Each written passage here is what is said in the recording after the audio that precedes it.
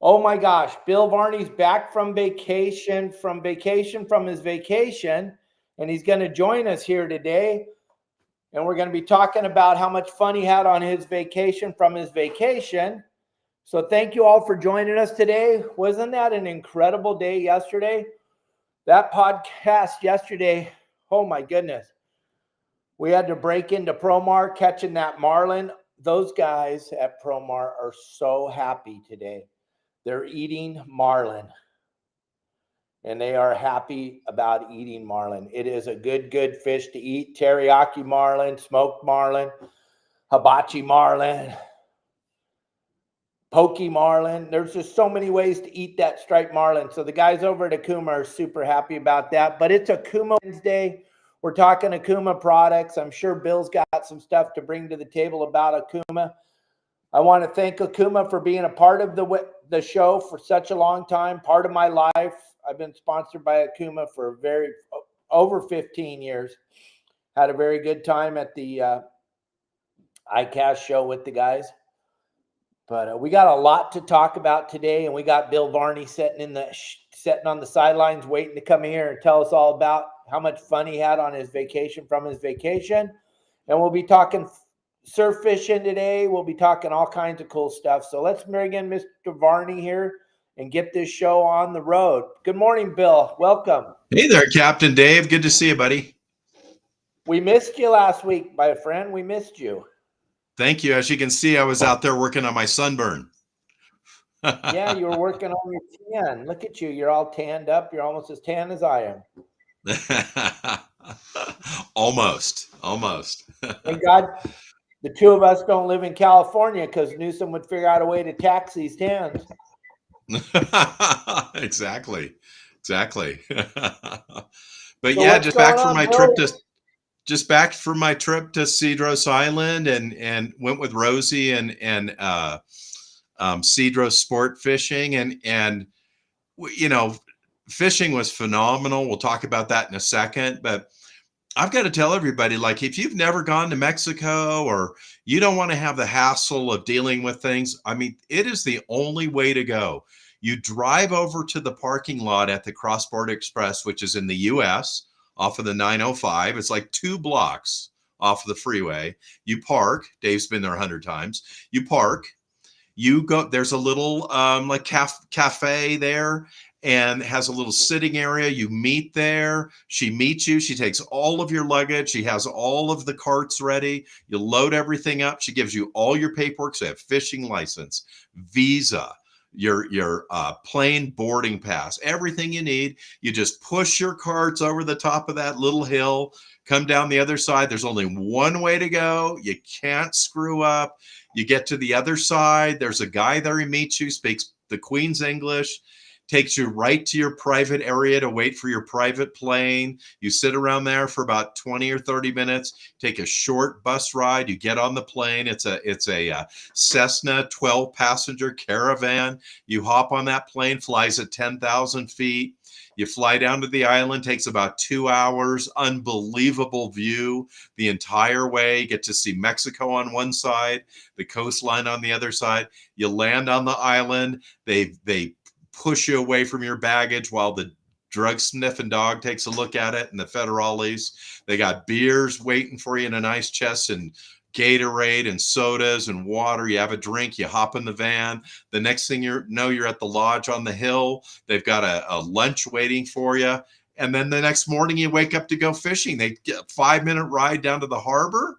They got the pongeros waiting for you. They load your lunch on. They load a huge thing of sodas and water, and if you want beer, whatever you want on there, and off you go fishing. It's really a wonderful time. Sounds spectacular, but yeah, was that your first time CBX? That was my first time at the CBX. Yeah, I'd never been there before. Awesome. It is. It's pretty magical, right? Notice, Dave, other than you and I, other people have discovered it also. Yeah, it's pretty special. I was there last night, as a matter of fact. I got in at 8:30 last night. I'd probably go to CBX twice a month anyway.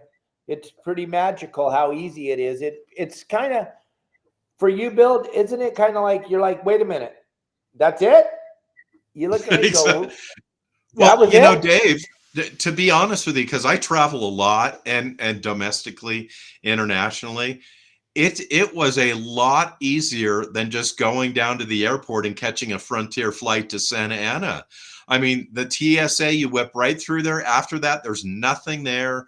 They take perfectly good care of you. I mean, there's no like waiting in these weird lines to get your seat and being squeezed into some unusual person next to you. So it was incredibly convenient. It kind of reminded me of the way that it was to take a plane before the TSA came about. No, it's pretty special. And then you guys got to fly the private part, so that makes it really special. So then you were at Cedros. What's it like at the lodge that Rosie and It's really Steph nice. had? It's really nice at the lodge. First of all, everybody who goes to Mexico, unless you stay at the Four Seasons, Mexico is Mexico. You cannot expect to go to a hotel or a lodge or a pension or any place to stay in Mexico that's like a brand new, Hilton in the United States. It's Mexico. So it's not perfect, but very comfortable. Queen bed, air conditioning, your own bathroom and shower in your room, everything that you need. And then a beautiful patio area, actually 3 patio areas there for sitting outside, looking over the ocean, beautiful view of the ocean, fish jumping, people fighting fish in pongas. It's absolutely the most relaxing, beautiful thing you can expect. You can walk down to the liquor store right down the road. You can pick up wine there, beer, whiskey, whatever you need to bring up as your libation. They also have a bunch of bottles left there from people who weren't taking them back with them. So you have plenty to drink. And then they have delicious food. Like every day when you get back from fishing and you go room, you take a quick shower, you come outside to sit down, and they've got hand rolled sushi ready for you, hamachi ready for you, freshly baked chips there where they make the tortillas on the island, avocados. Absolutely wonderful. I really recommend it for everybody. And when it comes to this fishing, this fishing is off the wall, man. And I do suggest if you before you go down, to maybe like 3 weeks before you go down, to start cranking out like 10 to 15 to 20 push-ups every day, at least, to get your arms in shape for those fish. It's really amazing. It's pretty much, if you make a decent cast, it's a fish every cast, right?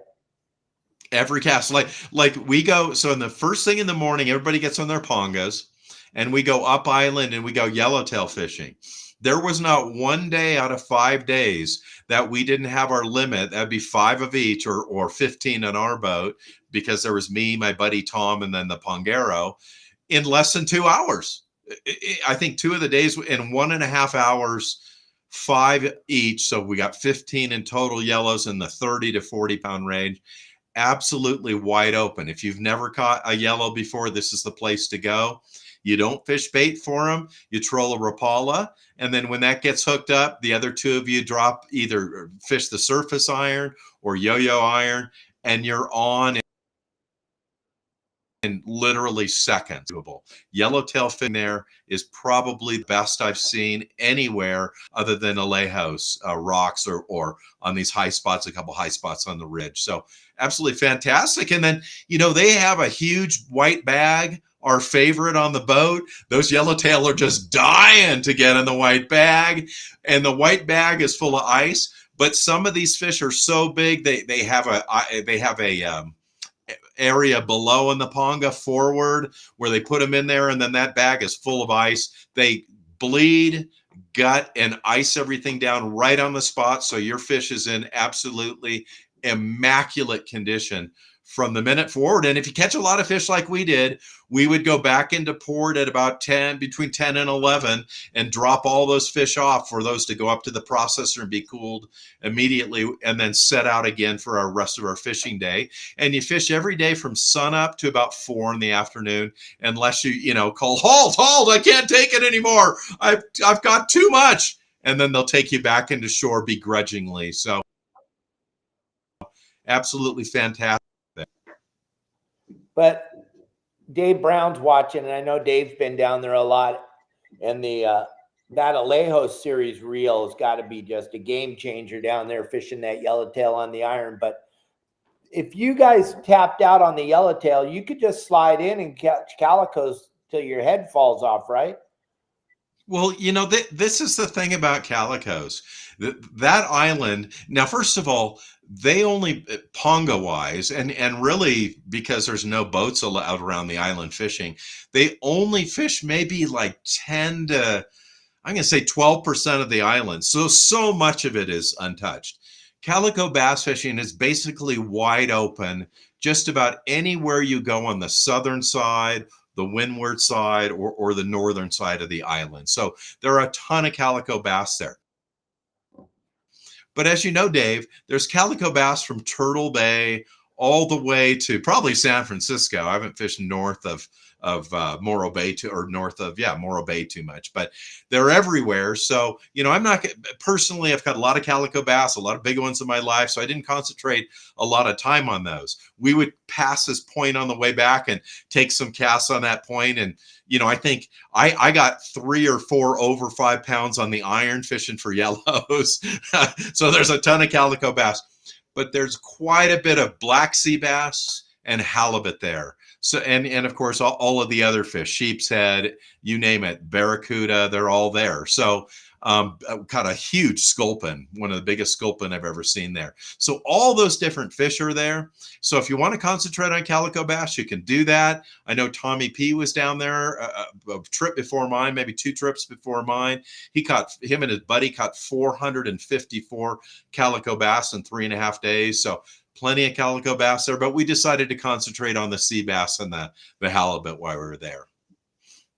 Nice. And how'd you do halibut fishing? I personally had 4 halibut. My biggest one was probably close to 20, pushing 20.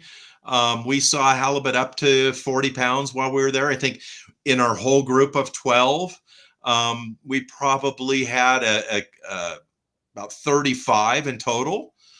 So that was unbelievable. The halibut fishing is been good there. This is my 8th time fishing the island. It's always been good for me there, but this year has been particularly good, really good. And then both the black sea bass and the white sea bass fishing down there was absolutely phenomenal. We didn't have any luck with the white sea bass. We had good luck with the black sea bass. I got 4. I think my biggest, I guess, was probably around 40 pounds down there. You can keep the sea bass. You can consume them on the island. You can't bring them back to California, unfortunately.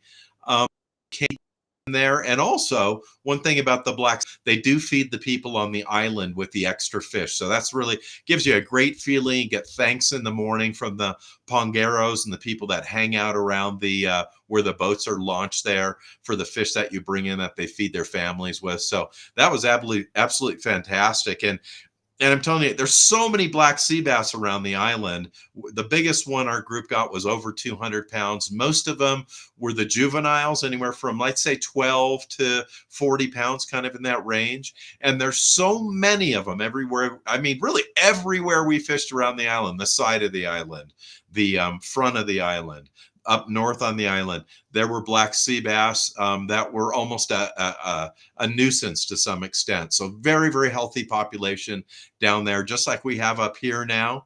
And there's a 40-pounder right there. And obviously delicious tasting fish. Absolutely the best fish. And what an exciting fish to not only fish for, but to hook and to fight and to eventually get to the boat. So had some really great fishing on those big sea bass and on the big halibut. And man, if you had a couple weeks down there, you would absolutely take the wood to them and catch some really, really big ones down there, both the halibut and the white and the black sea bass.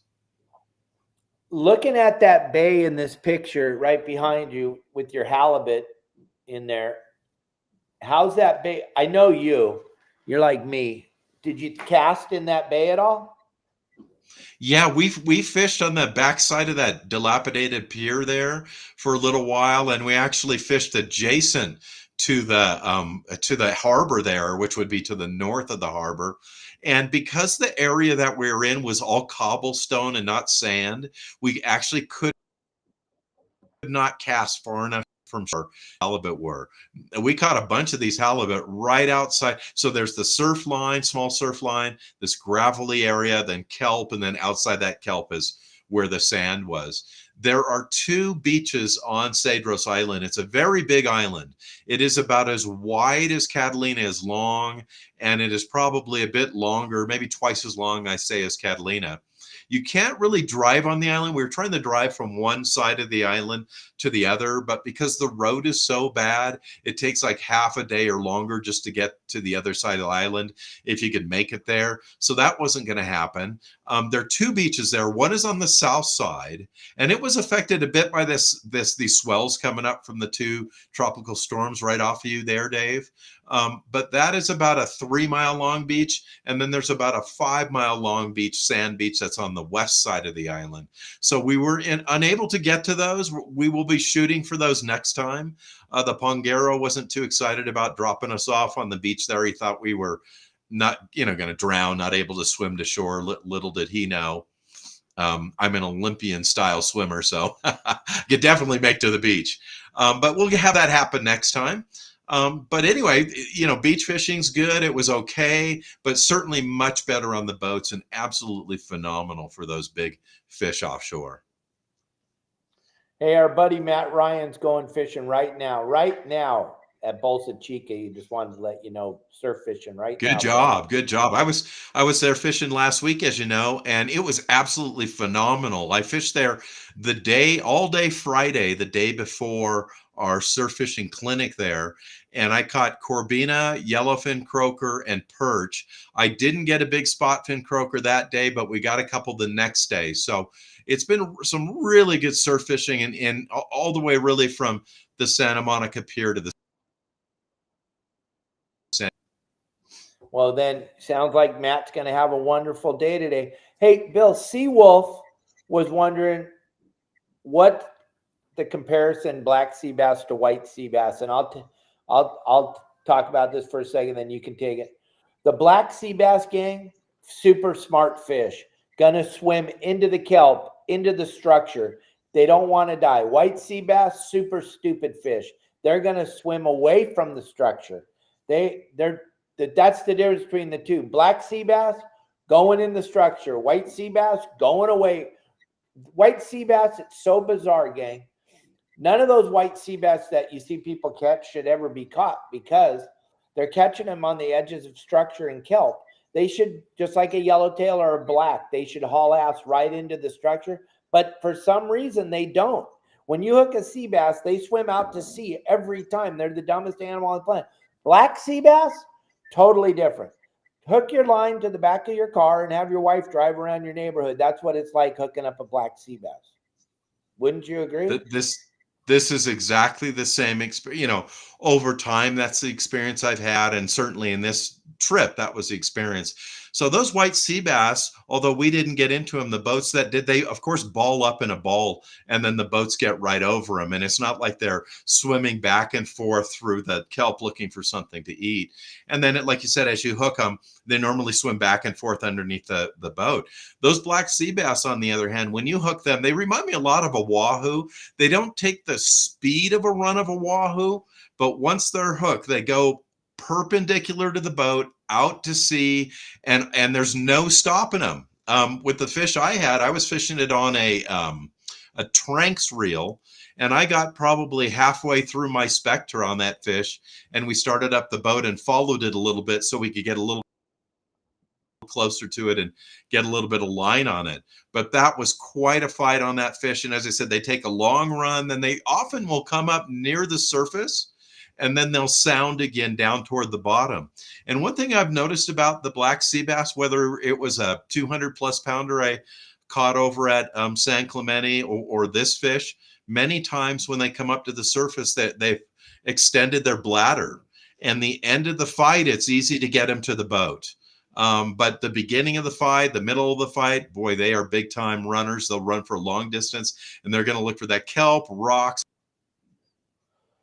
Yeah, exactly. That's pretty much what I've learned fishing. We used to fish the big ones up here, and they're still, gang, when Bill says there's a lot of black sea bass down there at Cedros, listen, There's a lot of black sea bass everywhere. I'd take you over to Catalina and throw you in the water with me, and you can look at 200 pounders all day long. We can go to their house and they're swimming around, 200 pounders. We're going to go fish today, my nephew and I, twilight fish here in San Clemente.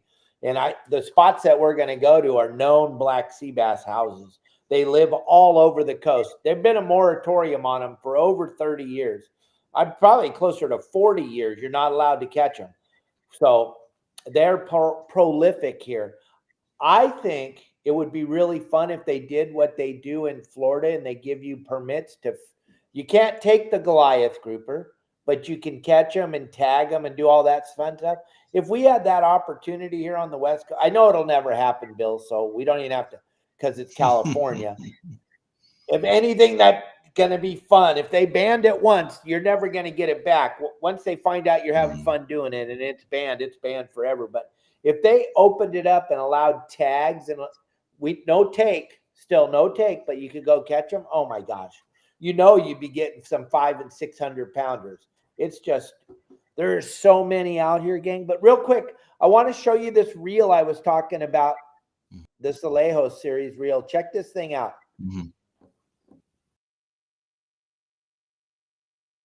Hey guys, this is John Bretza, Director of Product Development for Okuma Fishing Tackle. And what I have here is exciting, new, upgraded Alijos 2-speed reels. For all you tuna guys, bottom fish guys, anybody that wants something that's super durable, heavy duty, but you can fish lighter tackle, this is it. I refer to this as a mini Machaira. So what we've done with the Alijos updates is that we've taken the dual force drag system that's in the Machaira and we've mirrored that inside the new Alijos.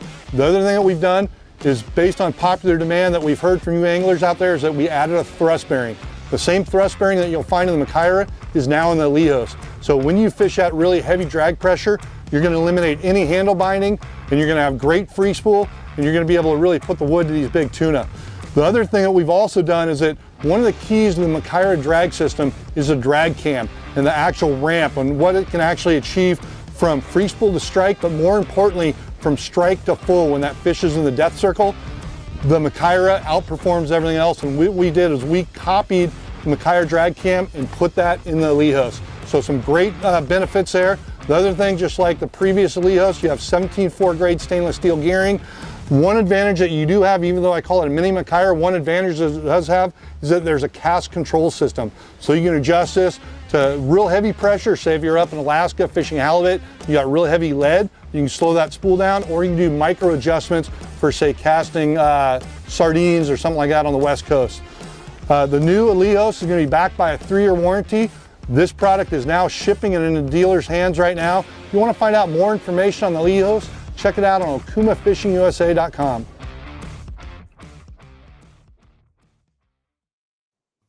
And there's the QR code, gang. If you want to go over there and check out their products, go there and check out okumafishingtackle.com. Check out all their great products. Use the QR code. Go over there and look at that reel we're talking about. It's available at a lot of your local tackle stores. I know Dave Brown's watching right now. He can let you know where you can get a hold of these reels at. That Alijos series reel. I have 2 of them, and I'm using those when I go to Alaska in 2 weeks. Kelly Girl and I will be in Alaska, Bill. We're super excited about that. That's why I'm in SoCal right now. I'm getting new line put on all my reels, and then getting a bunch of tackle and all of our clothing that we're going to be wearing, all the AFTCO gear that we're going to be wearing up there in Alaska. And then tomorrow night's the big War Heroes on Water Captain's Dinner at Anthony Shea's house. So I'll be at that, and then jumping back on going to CBX and walking across the border Friday morning to fly home. CBX is so easy. So for me, it's so simple, Bill, because I land there, I walk over the bridge. The car rental place is right at the end. You can't not go outside without walking by it. And I rent a car every time now, and it's 2 Uber rides are more than the car for 2 days. So there's no reason for me to not rent a car. And last night when I got there at 9 o'clock, they didn't have, I always rent like the littlest, tiniest car they have, the cheapest. I don't care. I don't give a heck what you think I look like. They didn't have any cars, so they gave me a brand new Jeep Wrangler. That was very nice of them. Yeah, I couldn't even believe it. I'm like, oh, they're like, do you mind a Wrangler? I'm like, nope, don't mind a Wrangler. They go, well, we have an electric car too. And I'm like, no, I'm not into electric cars. Sorry, they don't work. They're worthless. They're garbage. And the last thing I want to do is be stuck on the side of the road because my battery's dead. So no electric car for me. I know the reason why most people, the only reason why people drive electric cars because they want to look cool. Well, I don't need a car to look cool.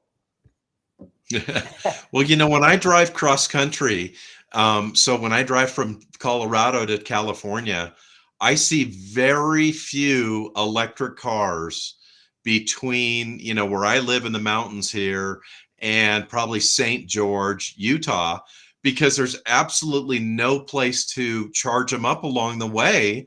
And when I do see one, they have their lights off. If it's raining, a lot of times they'll have their wipers off and they'll be driving instead of 85 like me, like 55, because they're trying to preserve their battery.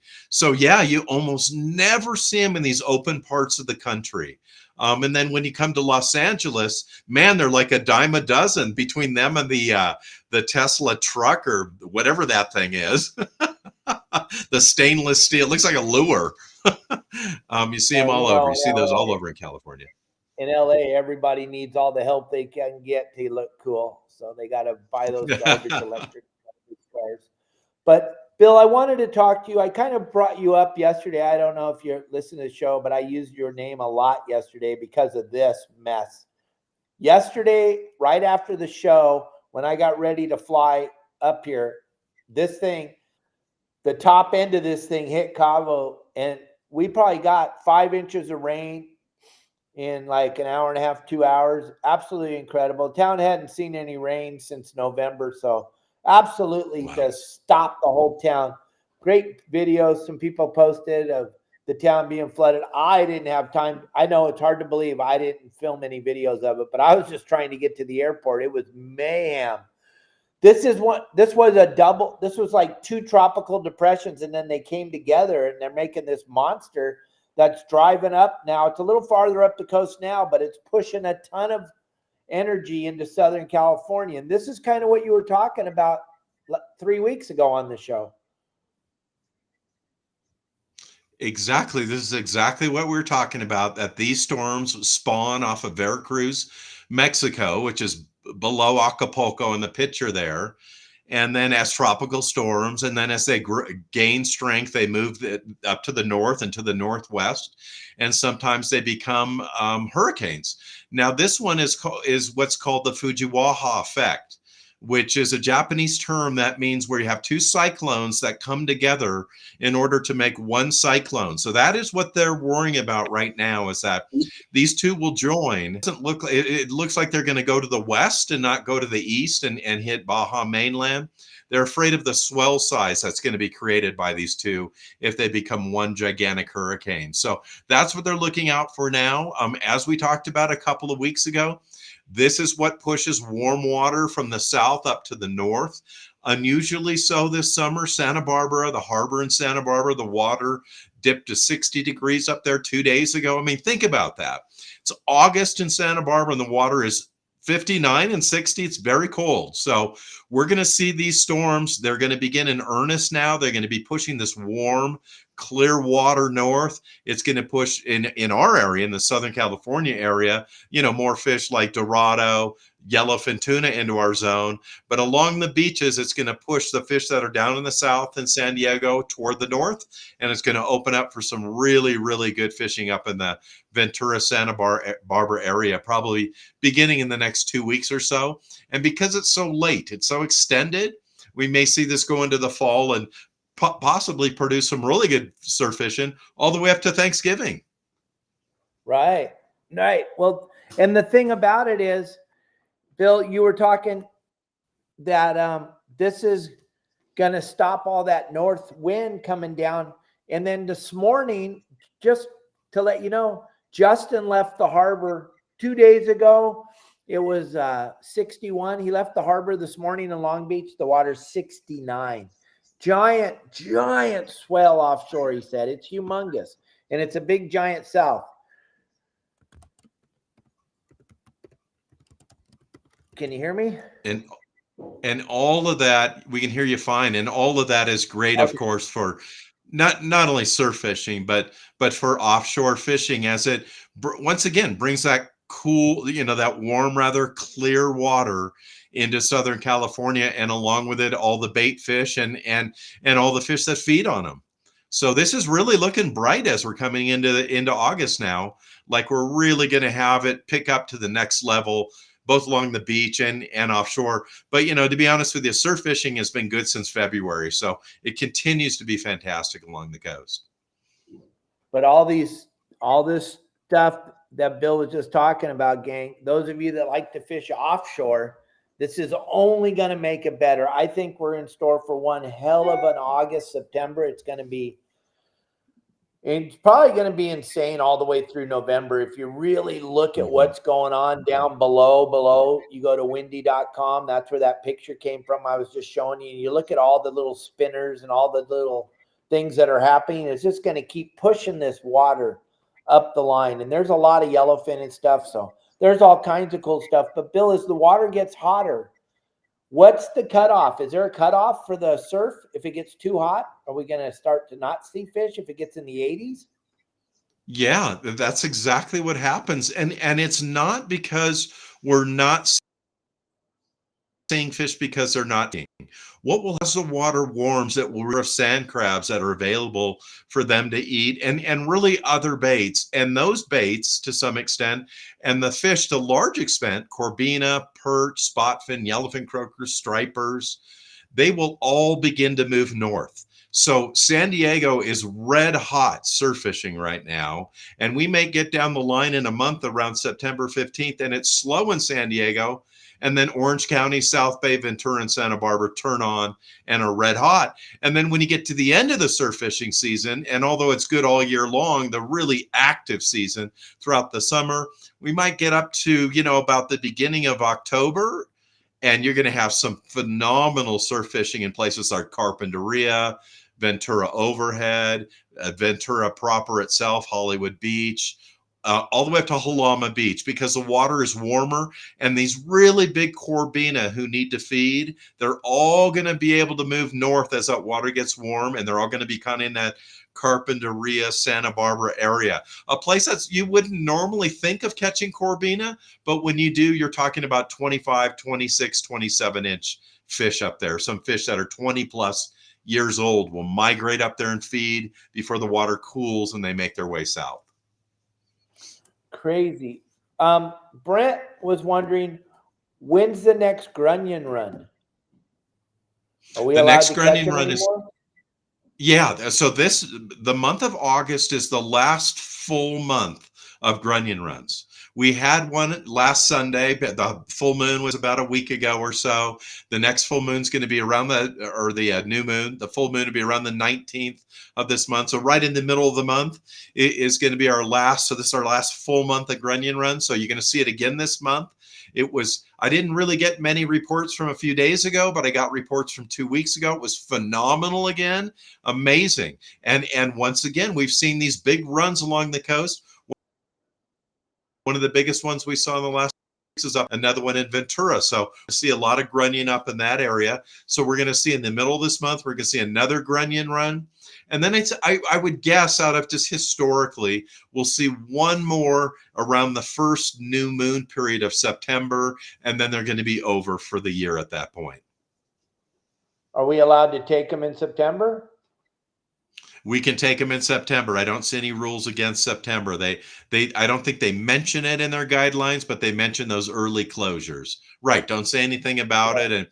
And I have had quite a few pictures of Ziploc bags of anglers who've made the smart idea to get out there in the last month and collect them. So they've got them for whether they're fishing the beach, they're fishing stripers in lakes. I mean, you offshore, as you said, Dave, that's one of our favorite baits. You can use it for anything you're fishing for in the ocean. Absolutely. Hey, Bill, I haven't even talked to you because I know you just got back and I've been running hard. So we're having our first conversation in a couple of weeks right here on the show. Did you get to see Michael Folks's movie yet? I haven't The seen his history of movie. sport fishing? I've just had able to watch a few clips of it, and I can't wait to watch it. It looks so exciting. Yeah, let me just show everybody a quick clip. This is going to get your attention, and then I'll throw a link up so you guys can all get this, because for Bill and I, this is our life. So if you want to know what it was like growing up Varney or growing up Hansen, this movie is going to totally blow your mind. It's a 12-part docuseries called The History of Sport Fishing. I love this piece. Look at this. Success and the inspiration that will drive the fishermen out in the first light of tomorrow, with the eternal hope that it will be their day for the king of fish. And on every boat, fishermen wait excitedly for the first strikes of the day.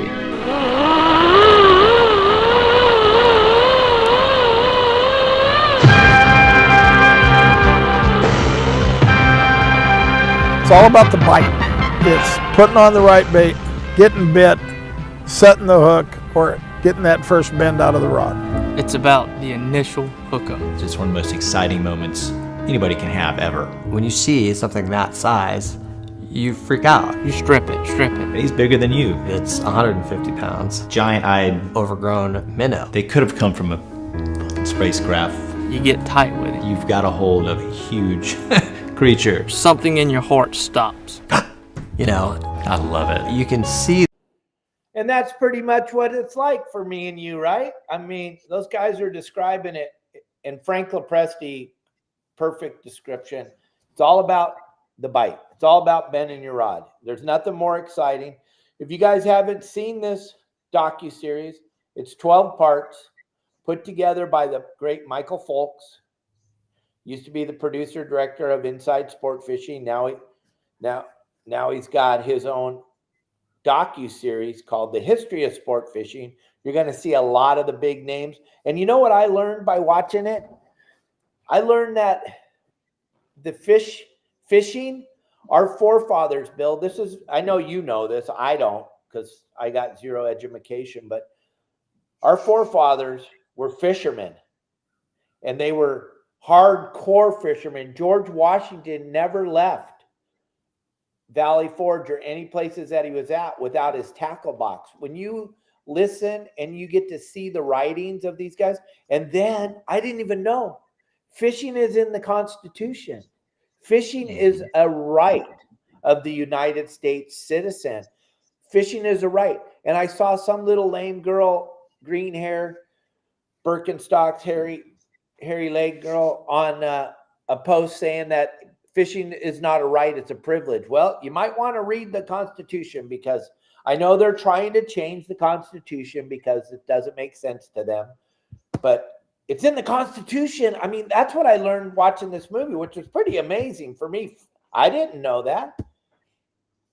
It is amazing, and it is part of the American fabric. It's in both our Constitution for our country and in the state of California's Constitution, protecting your right to fish. Because until, well, I mean, still it happens today for sure, but until maybe 40 years ago, there was subsistence fishing. People fished because they needed to bring food home, and it has to be something that's a right to people who live in the United States. It's a way for us to feed our families. You know, for you and I, Dave, we have a long family history in fishing. My uncle, born in 1922 in Los Angeles, my dad, born in 1928 in Los Angeles, both grew up in Hermosa Beach from the 1920s.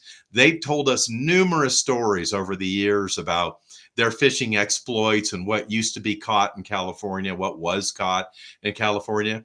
Occasionally we'd see a photograph now and then, a family photograph, but to be able to watch this movie with Michael Folks' information about, you know, where fishing came from, and the video, the photographs, really brings all of those stories to life that our dads used to tell us. Oh, absolutely. It's just, when you watch this docuseries, you're going to get so excited and so fired up. Don't try to watch it before you go to bed, because your head will go all night. That's what happened with me, man. I just got to watch it in the morning with your coffee so that you're ready for the day, because going to get your brain going big time. Hey, Bob's got a question for you. I don't know if you can see it on your screen or not. Can you see it? I do see it. So the hooks that we like to use, so it would be a size 1 would be the big used, and a 4 the smallest, are very important that they're thin wire hooks. We love the Gamakatsu drop shot split shot. It's model number 50409. And then the other one that we really like is the Owner Mosquito light hook in the same size. But we don't use circle hooks, and this is why. We tried them, but the way that we hook sand crabs, in order to hook them properly so they track back to shore, like they look like they just crawled out of the sand and they're making their way back, they're not spinning in a circle, you know, making their way back to shore. We not only want a straight J-shaped hook, but using a circle hook, we're unable to hook it through a sand crab because we're going down through one side of the sand crab, turning the hook forward where its legs are, and punching it up through from underneath the shell through the shell. Because there's that little turn on the top of the circle hook, it won't punch through the top of that shell. And if you get a bite, it just, you know, it just uses the shell as a way to shield it from hooking into the fish. So we're always using non-circle hooks, a J-shaped hook. And then another thing, gang, about that circle hook thing is you don't get to set the hook. And so if the swell comes and washes your line and it jerks that hook, it's not gonna have a chance to hook. Whether if you're using a J hook, many times the wave itself can set the hook for you. Many days I've seen guys go, wow, I didn't even know I had one, because the wave pushed their line, and then by the time they catch up to it, they're already hooked. If it was a circle hook, all the wave did was push the bait out of the fish's mouth, and you don't hook it. So I got a couple of questions from our good buddy Matt, who's just about to start fishing, about the salps. And Bill, you can't even the salps. I'm getting videos from divers, and I'm getting videos from our fishing buddies. The salps, it's amazing that a fish can even swim around in the water right now. The volume of salps in the water. They're just, it doesn't make sense. I saw it pretty bad last year and the year before when I came up to fish War Heroes. But what I'm seeing right now is probably 10 times. There's hardly any water left. It's all salps. And then the other thing, we'll get to your question first, because he's about to fish right now. And then we'll talk about the salps. What bait were you using at Bolsa Chica? Matt wants to know. Okay, Matt. Well, the best bait to use down there right now is sand crabs. You could use lugworms and bloodworms also. They work really well now, and maybe you got a shot at with a mussel or a clam or something. But certainly sand crabs. And what you'll notice at Bolsa Chica, I noticed this in San Diego at at Carlsbad, is that there's a tremendous number of bean clams. I don't know what's going on with the bean clam, but that's going to be the next MPA closure because there's so many of them. I mean, they are everywhere. And so there's so many shells in the sand at just below high tide that you won't find as many sand crabs there at Bolsa Chica and Huntington and Newport Beach as you would normally find, because it's difficult for them to dig down because they don't have a sand environment. All those shells are like little tiny rocks. But you will find sand crabs in that shelly area, and I would just go through those.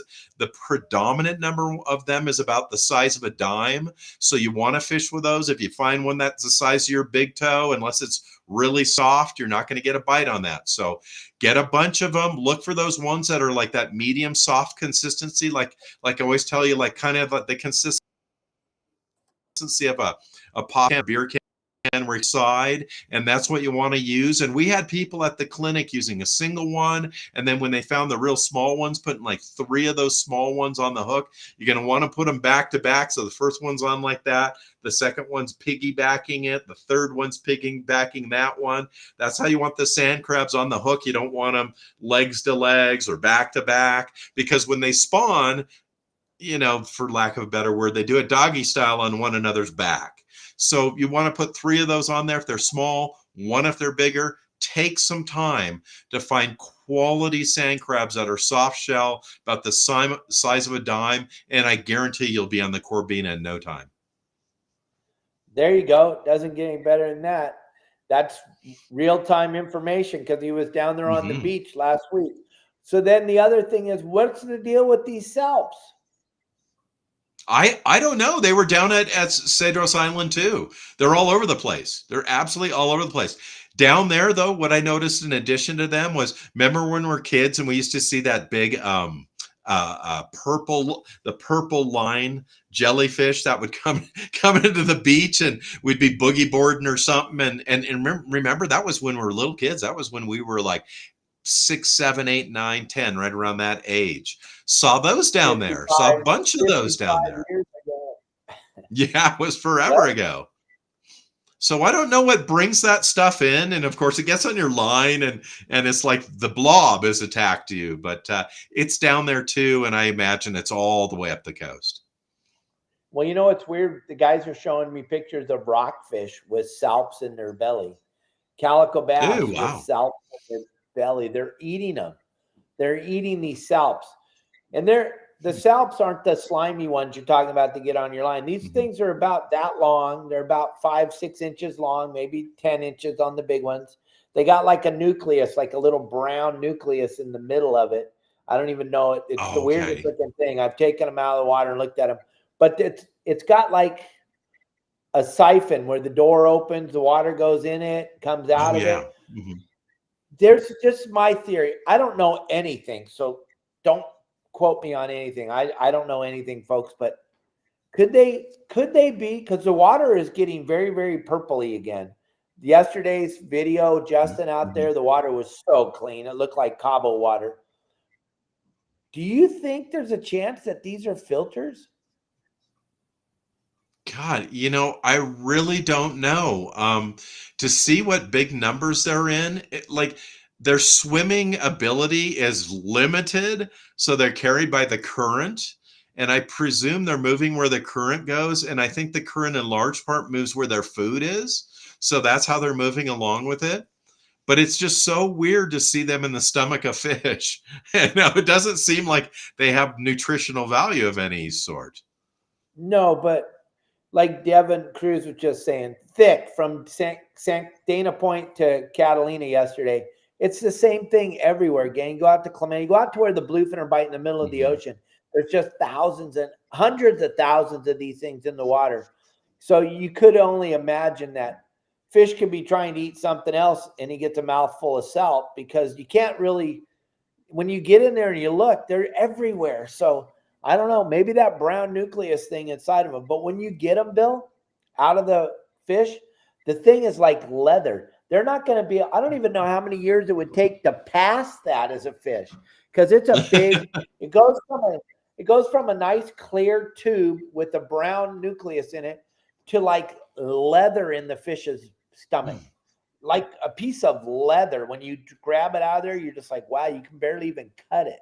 And these fish, they're using every piece of it. I mean, it's getting sucked down to nothing. It looks like it could be 5, 6 inches long. When you see it in the fish's mouth, it's shorter than your index finger, and it's all shriveled up, and it's leather hard. It's so bizarre. I don't understand it. But yeah, you're seeing them in rockfish. You're seeing them in calico bass. I don't know if anybody's seen them in the bluefin. Maybe someone on here has. They could tell us. But it's pretty bizarre what's going on. Yeah, one thing for sure is it's way down on the scientists' lists using taxpayers' money to study them. The Grunion are way down. They've got to be a mile down the list. So there's so much science that we need in the ocean. It's really since the days of Jacques Cousteau when we were kids. You know, they've said, we know so much about outer space and we know very little about the planet that we're on, and particularly 2/3 of the planet, which is underwater. So all of that needs a lot more study so we can see how the whole puzzle fits together. And I think if we get a little bit closer to that, we'll be much better at management, absolutely much better at managing the oceans.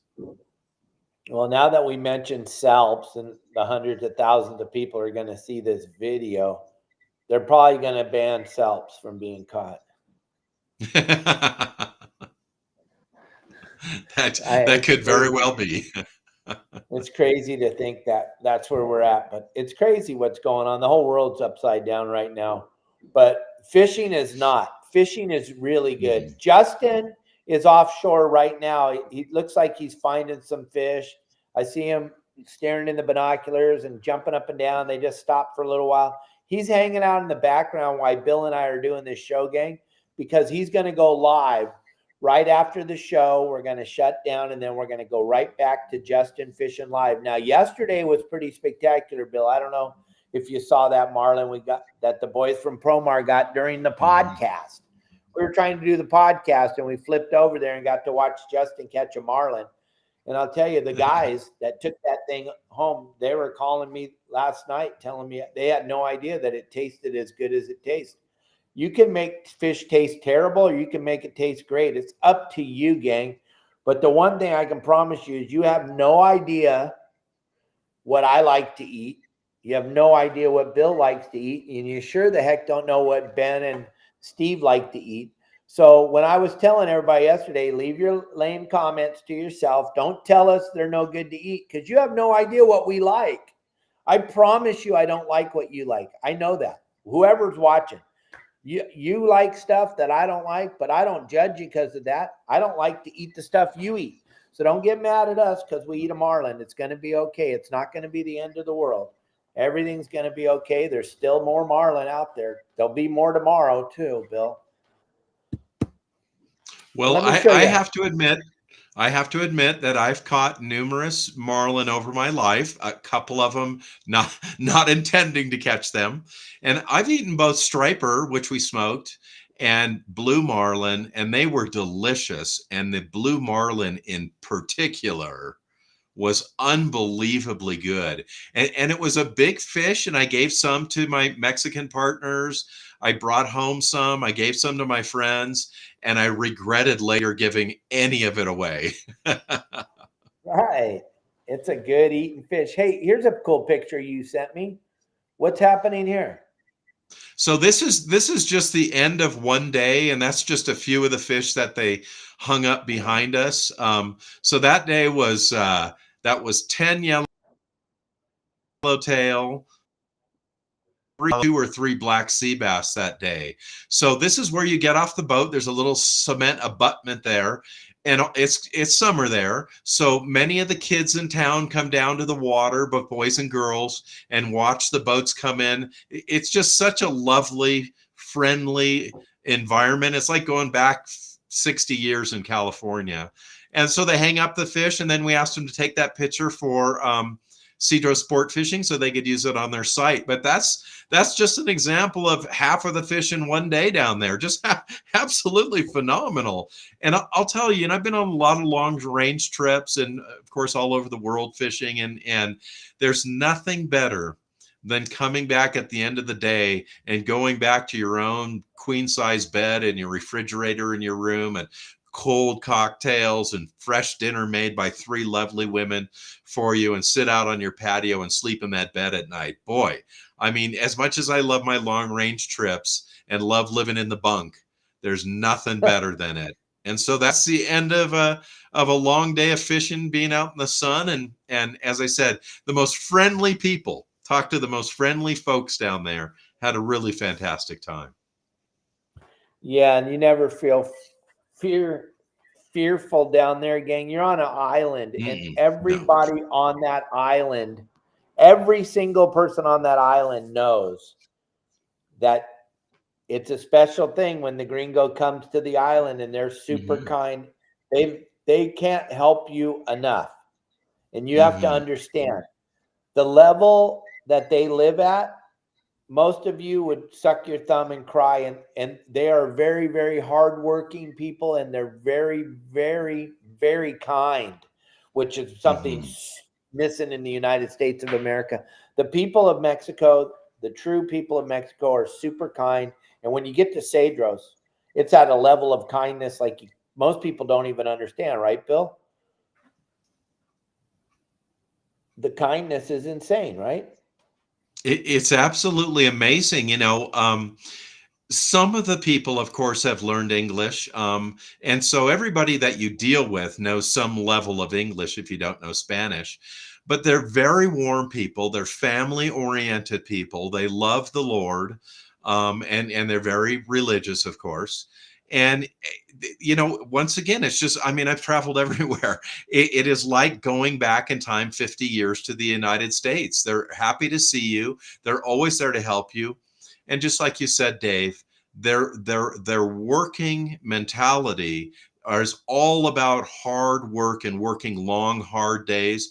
They're very proud about what they do for a living, and they do a very good job at it. And I've been all over Mexico. I've never felt uncomfortable in 99.9% of the places that I go.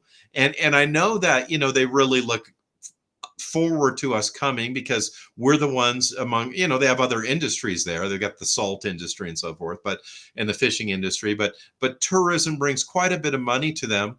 And the way that most Americans are, and certainly most Canadians, is we are very appreciative of what they do for us. We love to see them. We love to talk to them about what their life's like, and they ask us questions about our lives. It's a really a wonderful environment to be in. I always feel comfortable there. And no, I don't feel unsafe. I don't think I have locked. So if I went back to when I first went to Mexico, which was probably 50 years ago now, 49 years probably ago, I have never locked my door there. Ever. And certainly on Cedros Island, there's no door locking there.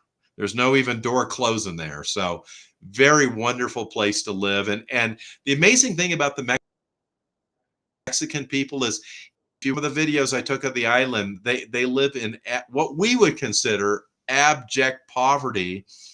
It's relative to their lives, and they're the happiest people you'll ever meet. The picture of the kids there, and I've got more pictures of the kids standing on the dock waiting for us. When they come in, all they want to do is speak a little English with you, have a good time laughing, jumping off the rocks, making big splashes, making fun of one another. It's really wonderful. It's like Old Town California. Oh, absolutely. And I just wanted to emphasize the fact of the kindness, which people don't get it today. Boy, I see it every day, the mean, vile things that people in America say, because they're commenting on my videos every single day. And so I can only imagine how they live their lives outside if they're willing to put themselves on an internet where you're going to be known forever as a jackass, but they have no problem doing that. You get down to Mexico, people are just kind. Like Bill said, the way you and I grew up when we were kids, Bill, the kindness in California, the kindness of the human being, that is gone now. I'm sorry. I just wanted to talk about that because of the fact your picture right there with the little kids and everybody hanging out, everybody's super cool. Nobody's being snarky and nobody's looking. They're there. Yeah, if you have an extra $1 in your pocket and you can hand them one, oh my gosh, that'd be incredible. A quarter would be great. That's not what it's about, though. They're there to see the boats come in, see the smiles on the people's faces. Mm-hmm. All about, what did you do? What do you have? All the stuff we have. Those children can only dream about you guys, and you guys freak out if your cell phone doesn't work for a second. If you lose cell service for a second, you're losing your mind. They're just looking at our cool stuff, just going, wow. I'd love to have that hat. I'd love to have that shirt. I'd love to have that jacket. Mm-hmm. You just have to understand these people are super kind, and they're not looking for anything. They're not out to take you for advantage, gang. So Bill will tell you, you got into that dock. I can see all the little kids sitting behind you in the picture on the dock, right underneath your fish. How happy were they? Oh my God, they're so excited. And you know, what's different is that they don't have cell phones. I mean, they might have one at home or something, but they don't have smartphones. They don't have a TV with 400 channels on it and all that. So the kids out during the day, they're all out playing during the day. And then it's like so awesome, Dave. There's this beach, you know, kind of a rocky, semi-sandy beach area that's adjacent to the harbor. And after work is over every day, right around 6 o'clock, the families all go down to the beach and they have a little picnic, and the kids swim in the water and they teach them how to swim. And it's such a family-oriented environment. It's amazing. And those kids, They are dying to work. They're dying to get old enough to get a job on the boat or work at the salt plant or something like that. They're really excited about it, and you never see anybody sitting there on their phone doing their thing on the phone. You never see that. I go out to dinner here in town, and you see a guy and a gal on a date individually on their phone, not even paying attention to one another. I don't get it. So, I went down there. I turned off my phone in the Tijuana airport. I turned on my phone when I stepped back into the United States. And guess what? I didn't miss a damn thing in between. Right, exactly. No, exactly. No, it's like going back in time, like Bill said. It's just so magical. If you have an opportunity to go down there to Cedros, gang, you want to check it out. It's magical. But like Bill said, you're not going to the 5-star resort. You're going to a home. You're going to be staying at someone's private home. That's how it is. So just understand that. You're going to be sharing a house with some other folks, right? It's exactly. super cool, and it's fun, and it's safe, and the fishing is going to be like you've never witnessed it before. But like Bill said, you can tap out at 10 o'clock in the morning, and you've had the best day most people have ever seen in their whole lives. But you want to keep going. We're not tapper outers. We're not going to tap out. We want to go see some more, get a little bit further up the island. Like Bill said, they fish like a teeny tiny piece of the island, and there's so much more to see, so much more to do. That entity that we have opportunity to do is something that you definitely want to put on your list of things you have to go do, and don't be afraid to go to Mexico. It's like the CBX. You won't even really know you're in a foreign country. You don't even realize it, right, Bill? You're like, well, how did I get here? Yeah.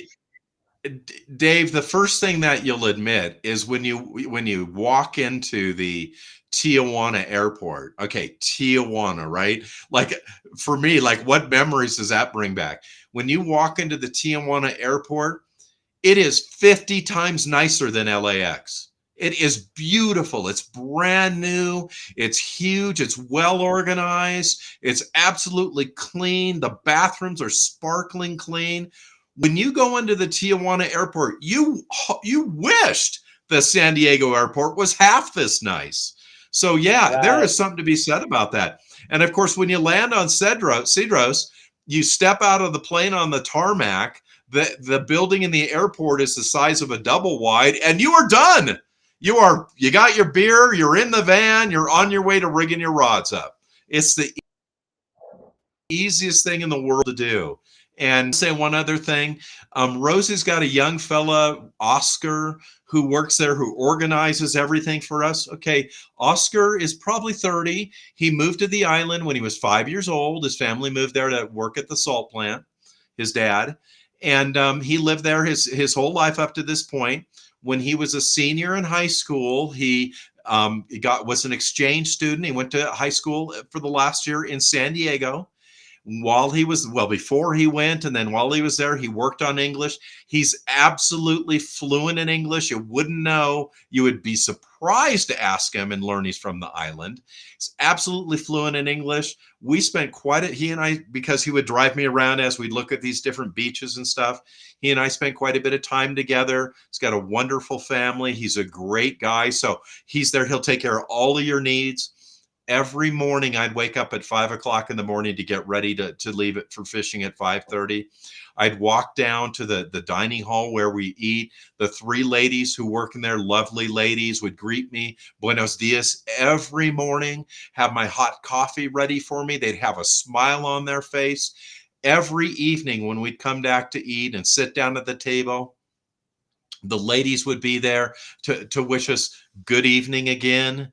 And sit down with a smile. They're there to do anything you want. I ask kind of for a couple special things to go out my lunch every day, a hard-boiled egg, one of the things that I love to have, and a piece of fruit. They would put it in there. It was there every day for me. The second day I said, can you lightly salt my egg? And when I pulled my egg out to eat it between yellowtail bites, It was lightly salted and perfectly done. They take wonderful care of you. The food is delicious. The people are wonderful. I love Mexico. I would definitely go back to Cedros sport fishing and many other places you and I have been. Yeah, definitely. Bill, thank you very much for being on the show with us today, gang. You can check out Bill's game plan and my game plans. Thursday, we'll be posting the game plans for where you need to fish this weekend. Don't miss out on that. Check out the history of sport fishing. I promise you, it's worth every penny you're going to pay, because it's the story of our lives. It's the story of the fabric of America. It's a story of sport fishing that you can't even comprehend. And Michael Folks' velvety voice. You got Bill Varney's velvety voice today. We had Michael's velvety voice on Friday. The voice will lull you right into the movie, and you'll think you're there fishing with Zane Grey or fishing with Ernest Hemingway. There's so much cool stuff. You're going to learn all about the history of the United States of America too. You know, when we were all asleep in history class in high school, well, Michael's going to help you out with that one too. So check out the history of sport fishing, and don't forget to check out Okuma. You want to check out Okuma, and we're going to be live with Justin in just a few minutes. So log back in here for the Justin Boat Trail live bluefin fishing.